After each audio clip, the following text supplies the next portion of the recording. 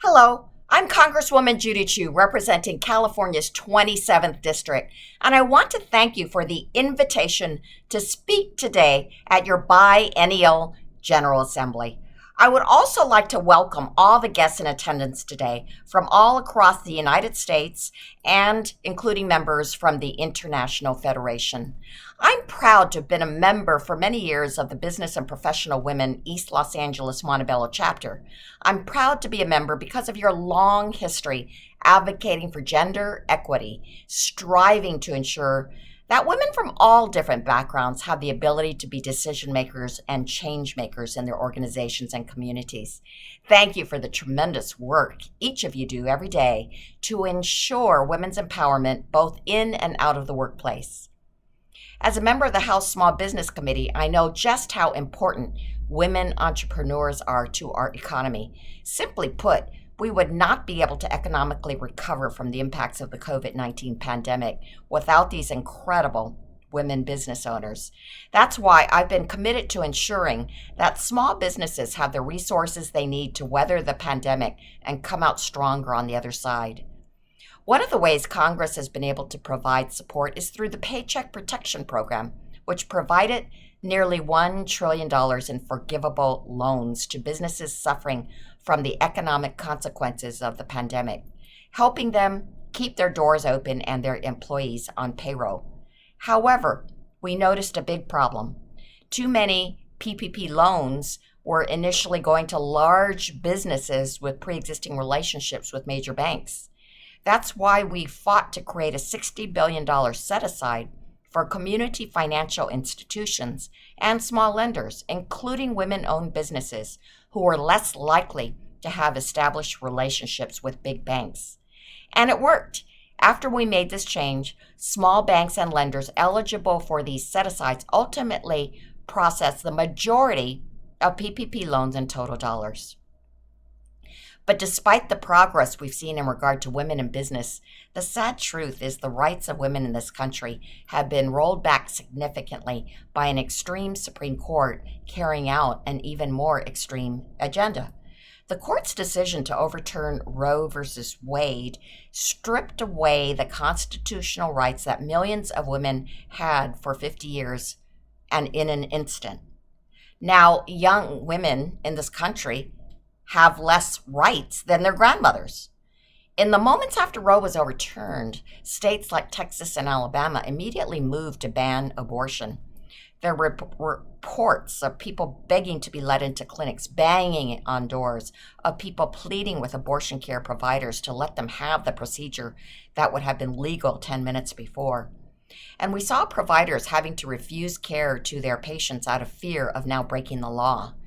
I thought about how the only thing separating these women from getting an abortion was their zip code, and how the women back in my home state of California still had the freedom to make decisions about their own body. The day the decision dropped, I was outraged, I was angry, I was heartbroken. But I was not surprised. We've known for years this decision was coming. Far-right extremists have made it clear for decades their intent to overturn Roe and outlaw abortion nationwide. That is why I first introduced the Women's Health Protection Act, or what we call WIPA, back in 2013 to fight back against the state-level abortion bans that were cropping up all over the country. These bans required invasive vaginal ultrasounds or required patients who knew they wanted to have an abortion to wait 48 hours to get the procedure. These bans put arbitrary requirements on clinics such as how wide their doors must be or required their physicians to have admitting privileges at the nearest hospital. All of these types of laws can seem innocent on the surface, but they all had the same intent and the same impact.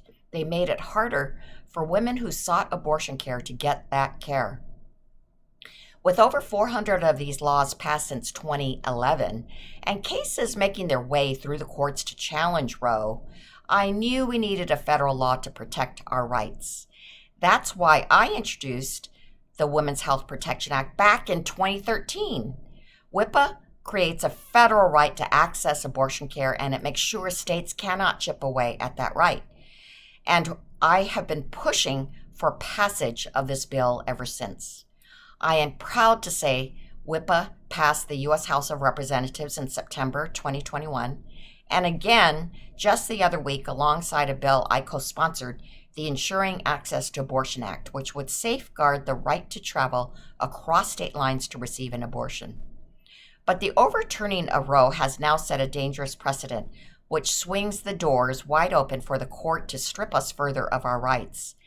This is why the House also recently passed the Respect for Marriage Act and the Right to Contraception Act, which would enshrine federally the same-sex marriage and access to contraception laws, respectively. These bills will now head to the U.S. Senate, and we already know our abortion rights legislation will face an uphill battle. That is also why I am ramping up my calls to abolish the Senate filibuster. This archaic procedure has proven time and time again to be an obstacle in the face of progress, and it must go. If the Senate can confirm extremist judges to the court with only 50 votes, then they should be able to pass majority-supported legislation. Additionally, I am supportive of President Biden's recent executive order, which will work to safeguard access to medication abortion and emergency contraception, protecting the privacy of patients and providers, and bolster legal options for those seeking and providing abortion care.